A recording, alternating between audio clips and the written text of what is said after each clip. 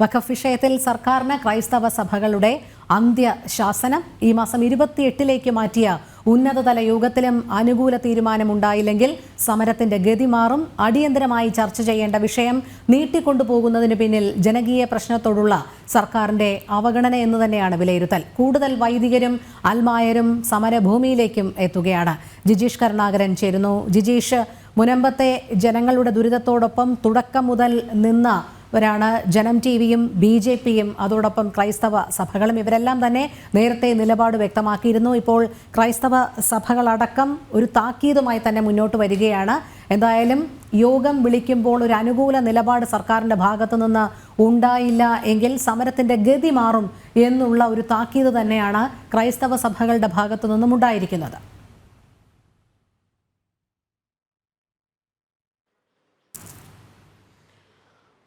രോഹിണി പറഞ്ഞതുപോലെ തന്നെ കൃത്യമായി തുടക്കം മുതൽ തന്നെ ഈ സമര രംഗത്ത് അല്ലെങ്കിൽ ആ സമരത്തിന്റെ വിശദാംശങ്ങൾ നൽകിക്കൊണ്ട് സമരക്കാർക്ക് ആവശ്യമായ പിന്തുണ നൽകിക്കൊണ്ട് അവരുടെ ആവശ്യം ന്യായമാണ്, ആ ജനങ്ങൾ ഉന്നയിക്കുന്ന പ്രശ്നം ന്യായമാണ്, ഒഴിയേണ്ടി വരുന്നവരുടെ ദുരിതം അത് പൊതുസമൂഹം മനസ്സിലാക്കണമെന്ന കൃത്യമായ ഉദ്ദേശത്തോടുകൂടി നീതിക്കൊപ്പം നിൽക്കുന്ന ജനം ടിവിയാണ്. അക്കാര്യം പല ഘട്ടങ്ങളിലും അവർ പറഞ്ഞിട്ടുണ്ട്. പ്രസംഗങ്ങളിലടക്കം അവിടെ സമരപന്തലിലെത്തുന്ന ആളുകളടക്കം പലപ്പോഴും പറയുന്ന ഒരു കാര്യം എന്ന് പറയുന്നത് മറ്റു ആളുകൾ ഇക്കാര്യങ്ങൾ തിരസ്കരിക്കുന്നു, മറ്റു രാഷ്ട്രീയ കക്ഷികൾ തങ്ങളെ തിരിഞ്ഞു നോക്കുന്നില്ല എന്നത് തന്നെയാണ്. അത് തന്നെയാണ് വീണ്ടും ഒരു വലിയ വിഷയമായി മാറാനും പോകുന്നത്. കാരണം ഇക്കാര്യത്തിൽ ഒരു യോഗം വിളിച്ചു ചേർക്കുന്നു. ആ യോഗം 16-ാം തീയതിയായിരുന്നു യോഗം വിളിച്ചു ചേർത്തത്.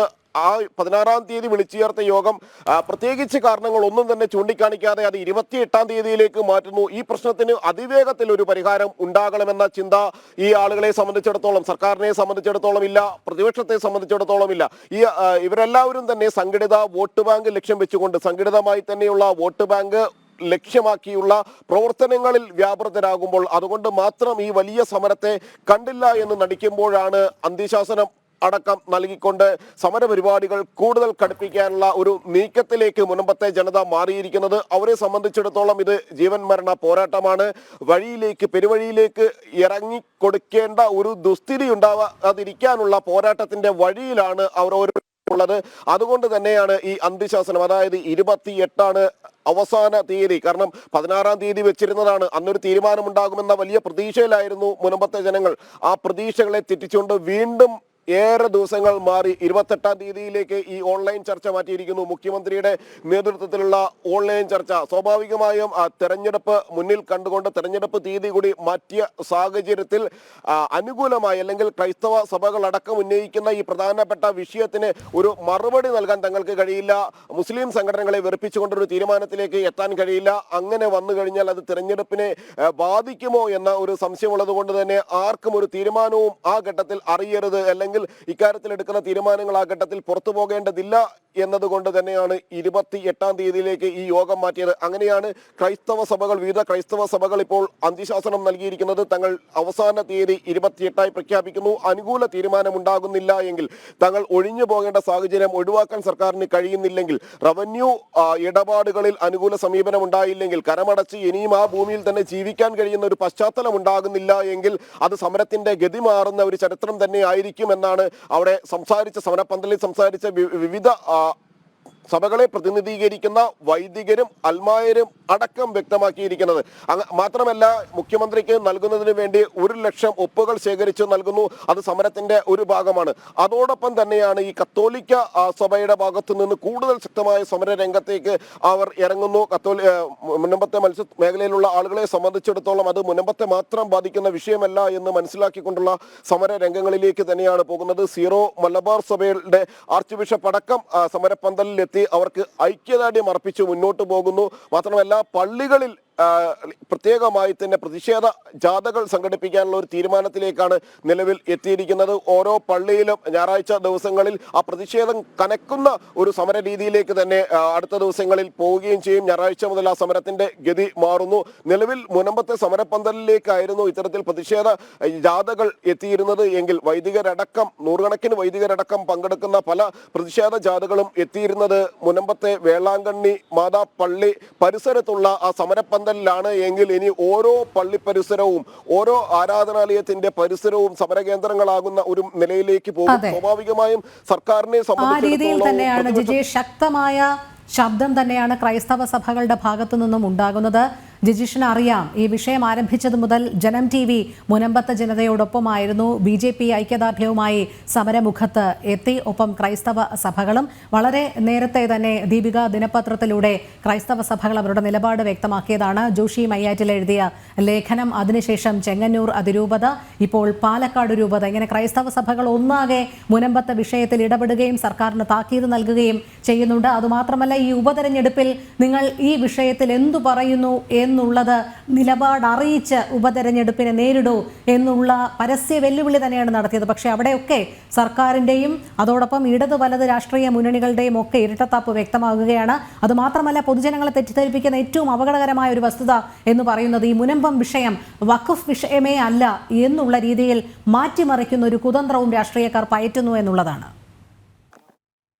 കൃത്യമായി തന്നെ സർക്കാരിനെ സംബന്ധിച്ചിടത്തോളം ഈ വിഷയങ്ങളെ വഴിതിരിച്ചുവിടാനുള്ള ഒരു ആസൂത്രിത ശ്രമം അത് തുടക്കം മുതൽ തന്നെ നടത്തുന്നുണ്ട്. കാരണം വഖഫിന് എതിരായാൽ അല്ലെങ്കിൽ വഖഫ് അധിനിവേശത്തിന് ശ്രമിക്കുന്നു എന്ന യാഥാർത്ഥ്യം വിളിച്ചു പറയാൻ തയ്യാറായി കഴിഞ്ഞാൽ, ആ യാഥാർത്ഥ്യം മനസ്സിലാക്കിക്കൊണ്ട് പ്രവർത്തിക്കാൻ തയ്യാറായി കഴിഞ്ഞാൽ അത് മുസ്ലിം സംഘടനകൾ തങ്ങൾക്ക് കൃത്യമായ ഒരു ബോധ്യത്തിന്റെ അടിസ്ഥാനത്തിൽ അല്ലെങ്കിൽ അത്തരത്തിലുള്ള ചില ഭീഷണിയുടെ വാൾമുനകൾ മുകളിലായി നിൽക്കുന്ന പശ്ചാത്തലത്തിൽ സർക്കാരിനെ സംബന്ധിച്ചിടത്തോളം ആണെങ്കിലും പ്രതിപക്ഷത്തെ സംബന്ധിച്ചിടത്തോളം ആണെങ്കിലും വോട്ട് ബാങ്ക് രാഷ്ട്രീയം, സംഘടിത മതവിഭാഗം എന്ന നിലയിൽ മറുഭാഗത്തിനൊപ്പം നിൽക്കാൻ ശ്രമിക്കുന്നു.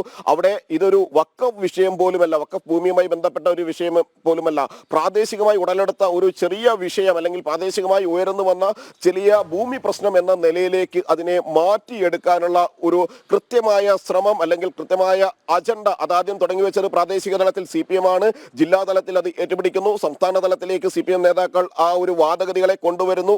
അതിനുശേഷം സർക്കാർ അത് ഏറ്റെടുത്തുകൊണ്ട് അല്ലെങ്കിൽ അത്തരത്തിലുള്ള വാദഗതികൾ ഏറ്റെടുത്തുകൊണ്ട് മുന്നോട്ട് പോവുകയും ചെയ്യുന്നു. ഇപ്പോൾ കണ്ടുവരുന്നത് അല്ലെങ്കിൽ ഇപ്പോൾ നിലവിൽ സർക്കാരിനെ സംബന്ധിച്ചിടത്തോളം ഉള്ള സമീപനം എന്ന് പറയുന്നതും നിലപാട് എന്ന് പറയുന്നതും നേരത്തെ സൂചിപ്പിച്ചതുപോലെ തന്നെ അത് വഖഫ് അധിനിവേശം അല്ല അവിടെ നടന്നിട്ടുള്ളത്. അവിടെ ചില രേഖകളുമായി ബന്ധപ്പെട്ട് ഭൂമിയുടെ റവന്യൂ ഇടപാടുകളുമായി ബന്ധപ്പെട്ട് റവന്യൂ രേഖകളുമായി ബന്ധപ്പെട്ട ചില പ്രശ്നങ്ങളാണ്. ആ പ്രശ്നങ്ങൾ പരിഹരിക്കാൻ ശ്രമിക്കുന്നുണ്ട് എന്നതാണ്. എന്നാൽ വഖഫിനെ സംബന്ധിച്ചിടത്തോളം പല ഭാഗങ്ങളിലും ഇത്തരത്തിൽ അധിനിവേശ ശ്രമങ്ങൾ അതിശക്തമായി തന്നെ തുടർന്നുകൊണ്ടിരിക്കുന്നു. സംസ്ഥാനത്തിന്റെ പല ഭാഗങ്ങളിലും ഇന്ന് മുനമ്പം ആവർത്തിക്കുന്നു എങ്കിൽ നാളെ പല ഭൂമികളിൽ നിന്നും നിരവധി ജനങ്ങൾ ഇത്തരത്തിൽ ഒഴിയേണ്ടി വരും. 404 ഏക്കർ ഭൂമിക്കാണ് മുനമ്പത്ത് അവകാശവാദം ഉന്നയിച്ചിരിക്കുന്നത്.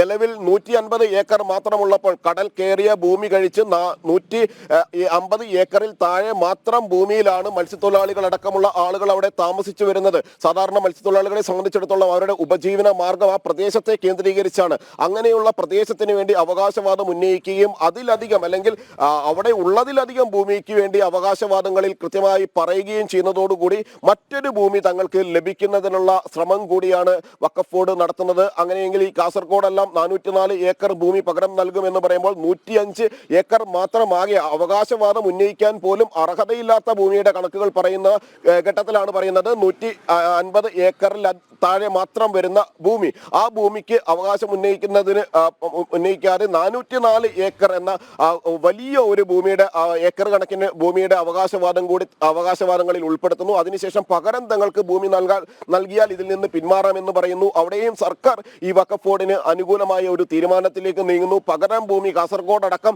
നൽകുന്നതിനെ കുറിച്ചുള്ള ആലോചനകൾ നടക്കുന്നുണ്ട് എന്ന് വഖഫ് മന്ത്രി തന്നെ ഇക്കാര്യത്തിൽ പല ഘട്ടങ്ങളിലും വ്യക്തമാക്കുകയും ചെയ്യുന്നു. അങ്ങനെ അർഹതയില്ലാത്ത അവകാശപ്പെടാൻ യാതൊരു അർഹതയുമില്ലാത്ത വഖഫ് ബോർഡിനെ സംബന്ധിച്ചിടത്തോളം പകരം ഒരു ഭൂമി യാതൊരു തരത്തിലുള്ള കാര്യങ്ങളും ഇല്ലാതെ ലഭിക്കാനുള്ള ഒരു സാഹചര്യം ഒരുങ്ങുന്നു. പെട്ടെന്ന് മറ്റൊരിടത്ത് അവർക്ക് ഭൂമി ലഭിക്കുന്നു. അതേ ഘട്ടത്തിൽ തന്നെ അപ്പോഴും അവകാശവാദത്തിന്റെ ഒരു വാൾമുന ഈ മുനമ്പത്തെ ജനങ്ങളുടെ മുകളിൽ തൂങ്ങിക്കിടക്കുന്ന വിധത്തിൽ എന്നും വഖഫിന്റേതാണ് ആ ഭൂമി. തൽക്കാലത്തേക്ക് ഈ അവകാശവാദത്തിൽ നിന്ന് പിന്മാറിക്കൊണ്ട് ഈ വഖഫ് ബോർഡ് പിന്മാറുന്ന ഘട്ടത്തിൽ പോലും ഏത് ഘട്ടത്തിൽ വേണമെങ്കിലും അത് വീണ്ടും തങ്ങളുടേതാണ് ഭൂമി എന്ന് പറഞ്ഞുകൊണ്ട് മുന്നോട്ട് വരാൻ വഖഫിന് കഴിയും. വഖഫിലെ നിയമങ്ങൾ 40 പ്രകാരം അടക്കം തങ്ങൾക്ക് വഖഫ് ഭൂമിയാണ് എന്ന് തോന്നിക്കഴിഞ്ഞാൽ അവിടെ അവകാശവാദം ഉന്നയിക്കാൻ കഴിയും. ഒരു വഖഫ് ഭൂമിയാണ് മുന്നിലുള്ളത് എന്ന് വഖഫ് ബോർഡ് പറയുന്നതോടുകൂടി അതിന് അവർക്ക് അനുകൂലമായ 2 സാക്ഷികളെ ലഭിക്കുന്നതോടുകൂടി ആ ഭൂമി വഖഫിന്റേതായി മാറുന്നു, വഖഫ് ഭൂമി ആയി മാറുന്നു. എന്നാൽ രേഖകളിൽ കൃത്യമായി തന്നെ അത് വഖഫ് ഭൂമിയല്ല എന്ന് വ്യക്തമാക്കുന്നുണ്ട്.